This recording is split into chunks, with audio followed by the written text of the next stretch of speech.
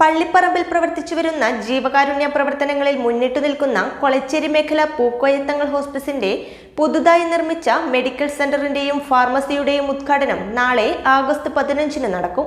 മുൻ MLA KM Shaji ഉദ്ഘാടനം നിർവഹിക്കും. പള്ളിപ്പറമ്പിൽ പ്രവർത്തിച്ചു വരുന്ന ജീവകാരുണ്യ പ്രവർത്തനങ്ങളിൽ മുന്നിട്ടു നിൽക്കുന്ന കൊളച്ചേരി മേഖല പൂക്കോയത്തങ്ങൾ ഹോസ്പിസ് പുതുതായി ആരംഭിക്കുന്ന PTH മെഡിക്കൽ സെന്ററിന്റെയും ഫാർമസിയുടെയും ഉദ്ഘാടനം നാളെ ആഗസ്റ്റ് 15 വ്യാഴാഴ്ച വൈകുന്നേരം 4 മണിക്ക് പള്ളിപ്പറമ്പിൽ നടക്കും. മുൻ MLAയും മുസ്ലിം ലീഗ് സംസ്ഥാന സെക്രട്ടറിയുമായ KM ഷാജി ഉദ്ഘാടനം നിർവഹിക്കും. ഉദ്ഘാടന പരിപാടിക്കുള്ള ഒരുക്കങ്ങൾ പൂർത്തിയായതായി PTH കൊളച്ചേരി മേഖലാ പ്രസിഡന്റ് മുസ്തഫ കോടിപ്പൊയിൽ പറഞ്ഞു.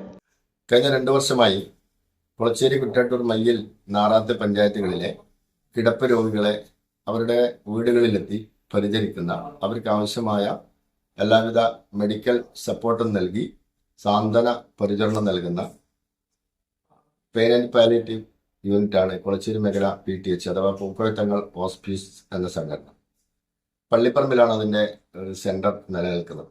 പള്ളിപ്പറമ്പ് പ്രദേശത്തെ സംബന്ധിച്ചിടത്തോളം പള്ളിപ്പറമ്പും അയൽ പ്രദേശങ്ങളും യാതൊരുവിധ മെഡിക്കൽ കെയറും ഇല്ലാത്ത ഒരു അത്യാവശ്യ എമർജൻസി സിറ്റുവേഷനിൽ ഒരു ഡോക്ടറുടെ സേവനം പോലും ലഭ്യമല്ലാത്ത ഒരു പ്രദേശമാണ്.